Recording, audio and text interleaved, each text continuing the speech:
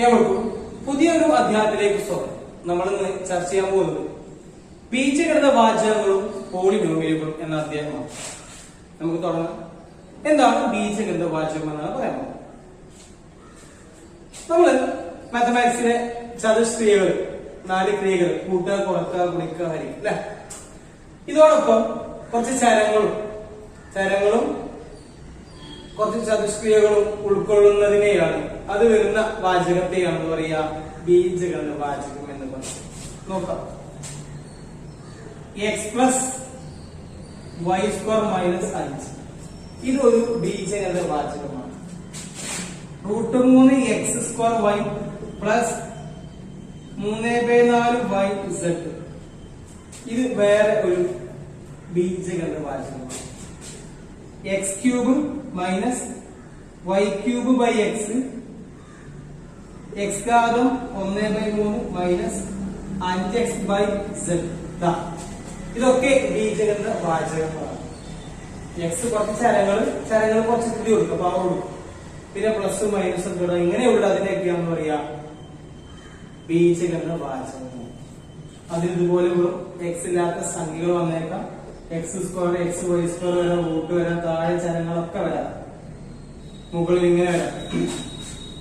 y⁻8 + 1/y - rx/z അല്ലെങ്കിൽ z². ഇതൊക്കെ ബീജഗണിത വാചകങ്ങളാണ്. ചരങ്ങൾ എടുക്കുക, അതിന് കുറച്ച് കൃതിയും കാര്യങ്ങളൊക്കെ പ്ലസ് മൈനസ് ഒക്കെ ചെയ്യുന്ന വാചകം. ഇതാണ് ബീജഗണിത വാചകം. ഇനി എന്താണ് പോളിനോമിയലുകൾ? ബീജഗണിത വാചകത്തിൽ നിന്നും പോളിനോമിയലുകളുടെ പ്രത്യേകത എന്താണെന്ന് പറയാം. ഇതൊക്കെ ബീജഗണിത വാചകങ്ങളാണ്. നിങ്ങൾ x, y, z, a, b, c ഇതുകൊണ്ട് കൃതി സ്ക്വയറോ ക്യൂബോ ഗാനം 4 ഗാനം മൈനസോ ഗാനം റൂട്ടോ താഴെ ചലനങ്ങൾ വന്നൊക്കെ ഓർക്കലൊക്കെ ബീജഗണിത. പോളിനോമിയൽ ആവണമെങ്കിൽ അതിന്റെ പ്രത്യേകത, അതിലെ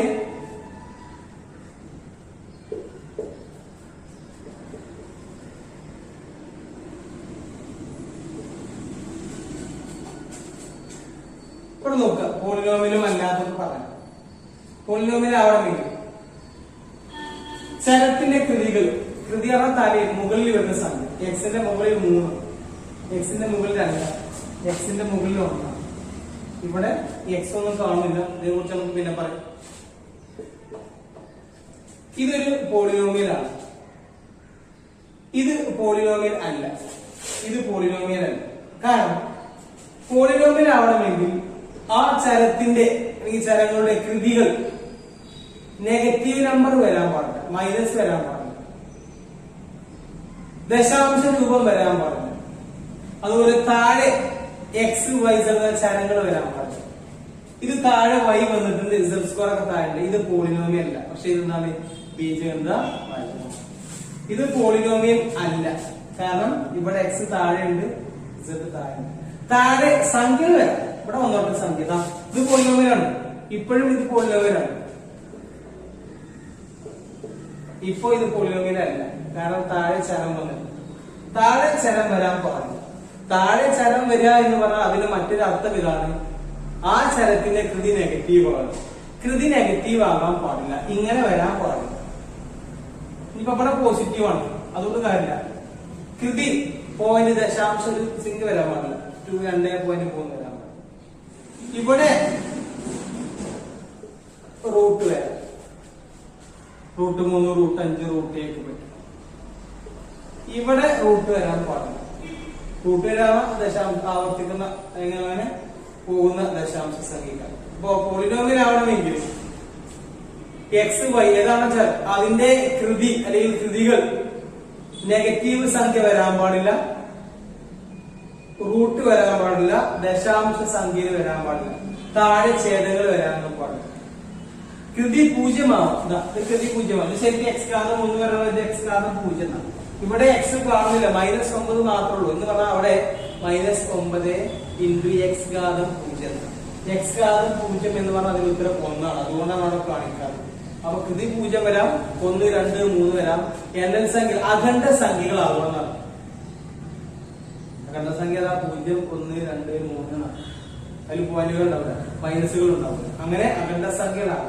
താഴെ ചരങ്ങളൊന്നും വരാൻ പാടില്ല. ഓക്കെ, ഇതാണ് പോളിനോമിയൽ ബീജഗണിത ഓക്കെ, ഇവിടെ നോക്കുക. ഇവിടെ കുറച്ച് ബീജഗണിത വാചകങ്ങൾ കൊടുത്തിട്ടുണ്ട്. ഇതിൽ പോളിനോമിയൽ ഏതെല്ലാം എന്നാണ് ചോദ്യം. ഈ തന്നിരിക്കുന്നതിൽ പോളിനോമിയലുകൾ ഏതെല്ലാം? പോളിനോമിയൽ ആവുന്ന കണ്ടീഷൻ താഴെ ഛേദത്തിൽ ചരം വരാൻ പാടില്ല, മുകളിൽ ചരം വരാനേ പാടുള്ളൂ. മുകളിൽ തന്നെ ചരത്തിന്റെ കൃതി തലയിൽ വരുന്ന സംഖ്യ പോയിന്റ് ഉണ്ടാവാൻ പാടില്ല അല്ലെ. 0 വരാം, 1, 2, 3 അങ്ങനെ അഖണ്ഡ സംഖ്യ നെഗറ്റീവ് വരാൻ പാടില്ല, റൂട്ടൊന്നും വരാൻ പാടില്ല. ഓക്കെ, നമുക്ക് നോക്കാം. ഇവിടെ ചരം താഴെ ചരങ്ങളൊന്നുമില്ല അല്ലെ. കൃതി 4 ഉണ്ട്, ഇവിടെ കൃതി 1 ആട്ടോ, കൃതി 7 ആണ്. ഓക്കെ, നെഗറ്റീവ് ഒന്നുമില്ല. ഇതെന്താണ്? ഇത് പോളിനോമിയലാണ്. ഇവിടെ നോക്കും, താഴെ ചരമില്ല, മെയിൻ ആവശ്യം. കൃതി നെഗറ്റീവ് ഇവിടെ ഉണ്ട് അല്ലെ. ഈ കാരണം കൊണ്ട് എന്തല്ല പോളിനോമിയൽ അല്ല. പക്ഷെ ഇതെന്താണ്? ബീജഗണിത വാചകം. ഇത് എക്സ് റൂട്ടിനുള്ളിൽ റൂട്ട് എക്സ് എന്ന് പറഞ്ഞാൽ എക്സ് ഘാതം 1/2 എന്നാണ്. ഇത് ശരിക്കും എക്സിന്റെ തലയിൽ 1/2 ഒന്നതിന് തുല്യമാണ്. ഇതെന്തല്ല പോളിനോമിയൽ അല്ല. ഇത് റൂട്ട് എക്സ് എന്നാണ്, എക്സ് ഘാതം 1/2 എന്നാണ്, എക്സ് റൂട്ട് എക്സ് ആണ്. ഓക്കെ, അപ്പൊ ഇത് ബീജഗണിത വാചകം ആണ്, പോളിനോമിയൽ അല്ല. ഓക്കെ, കൃതി 1/2 1, ഭിന്നസംഖ്യ 0.5 എക്സ് പ്ലസ് 1 ഛേദത്തിൽ ചരം 1. ഛേദത്തിൽ ചരം വരിക എന്ന് പറഞ്ഞാൽ ചരത്തിന്റെ കൃതി നെഗറ്റീവ് ആവാനാണ് അർത്ഥം. ഇതെന്തല്ല പോളിനോമിയൽ. ഇവിടെ ഛേദത്തിൽ ചരമില്ല, കൃതി 2 ആണ്. ഇവിടുത്തെ കൃതിയോ 1/4 ആണ്. 1/4 പറഞ്ഞാൽ 0.2 കാലാണ്. ഇതെന്തല്ല പോളിനോമിയൽ അല്ല. ഇവിടെ താഴെ ആരുമില്ല, ഘാതം 5 ആണ്. ഇത് പിന്നെ വിഷയമല്ല. ഇത് ഘാതം 4.7 ആണ്. ദശാംശ രൂപമുണ്ട്, അതുകൊണ്ട് കരുതി ദശാംശം ആയതുകൊണ്ട് എന്തല്ല പോളിനോമിയൽ അല്ല. ഓക്കെ, ഇനി 0.7 വായിച്ചു കരുതുക. അപ്പോ 6x ഘാതം 4, 9x ഘാതം 5 മൈനസ് 7 അങ്ങനെയാണെങ്കിൽ പോയിന്റിലെങ്കിൽ എന്താവും? അത് പോളിനോമിയൽ ആണ്. ഇനി 1/4 എന്നുള്ളത് വെറുതെ 8/4 കിട്ടും. വെറുതെ ഇത് 8/4 കിട്ടും. 8/4 എന്ന് പറഞ്ഞാൽ 2 ആണ്. 8 4 വിളിച്ചാൽ നമുക്ക് കറക്റ്റ് കണ്ടുട്ടോ. അതുകൊണ്ട് ഇത് കുഴപ്പമില്ല, പോളിനോമിയൽ ആവും. ഇത് 1/4 0.25 ദശാംശ രൂപത്തിൽ വരുമ്പോ അങ്ങനെ വരില്ല. അതുകൊണ്ട് ഇത് പോളിനോമിയൽ. അപ്പൊ പോളിനോമിയൽ ആയതും അല്ലാത്തും ഓക്കെ അല്ലേ. അവിടെ നോക്കാം, ഏകപദം, ദ്വിപദം, ത്രിപദം. 6x + 7. 6x എന്നുള്ളത് ഒരു പദമാണ്, 7 എന്നുള്ളത് വേറെ പദം. ഇതൊരു പോളിനോമിയലാണ്. ഈ പോളിനോമിയലിലെ പദങ്ങൾ ഏതല്ല? ഇതിലെ പദങ്ങൾ ഏതൊക്കെയാണോ? 6x, 7. 6x, 7. ഓക്കെ, 2 പദം. അതുകൊണ്ട് ഇതിനെ ദ്വിപദം എന്നാണ്. ദ്വിപദം.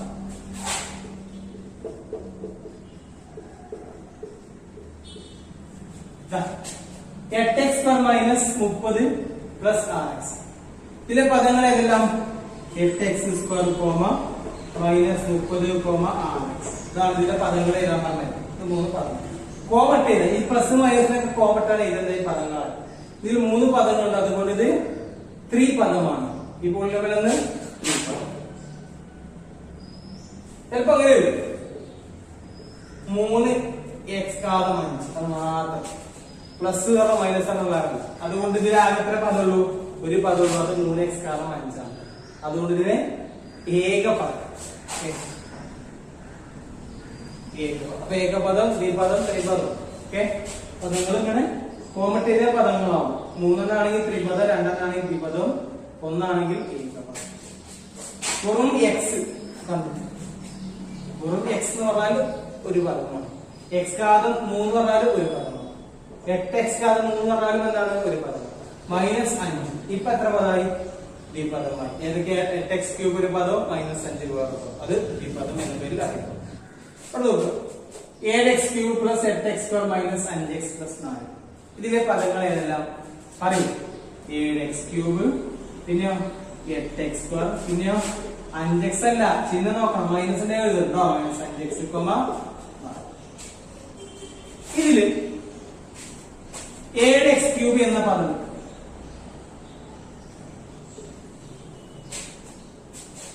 ഇത് പദങ്ങൾ ഏതൊക്കെയാണ്? കോമട്ട് ചെയ്താൽ മതി അല്ലേ? 7x³ 8x² - 5x 4. ഇതിൽ 7x³ എടുക്കും. എക്സ് ക്യൂബിന്റെ കൂടെ വരുന്ന സംഖ്യ 7 ആണ്. അങ്ങനെ കൂടെ വരുന്നതിനെയാണ് എന്താ പറയാ ഗുണോത്തരം. ഗുണോത്തരം എന്താ പറയാ എക്സ് ക്യൂബിന്റെ ഗുണോത്തരം എത്രയാ 7 ആണ്.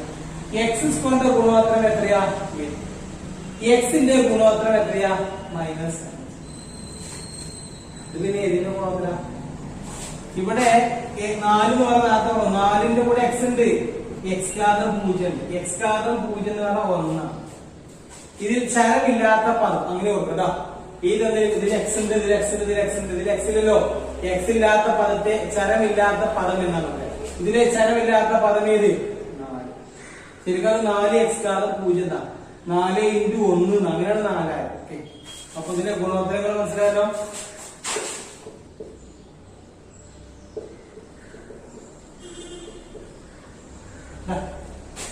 ഇതിന്റെ പദങ്ങള് 6x ഘാതം 8 മൈനസ് 5x 13. ഇതിലെ ചരമില്ലാത്ത പദം ഏത് ഏതാ 13. എക്സിന്റെ ഗുണോത്തരം ഏതാ? എക്സിന്റെ കൂടെ വരുന്ന സംഖ്യ -5.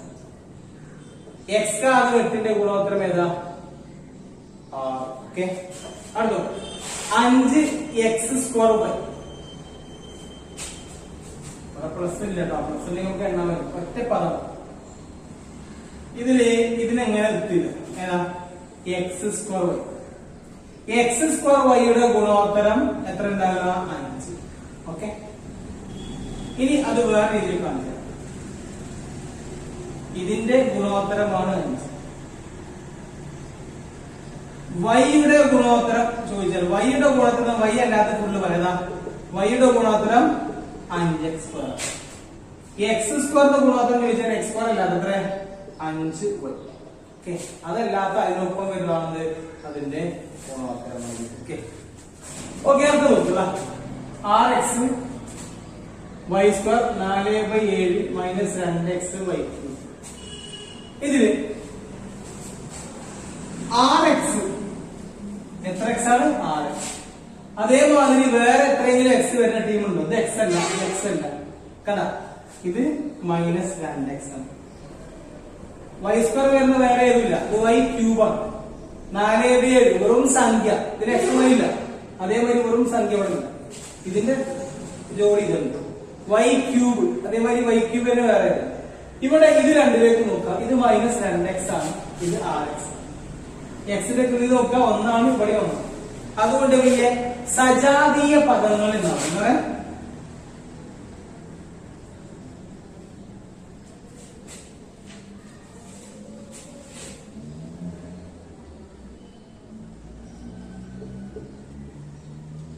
ഇതിനെ സജാതീയ പദങ്ങൾ എന്ന് പറയും.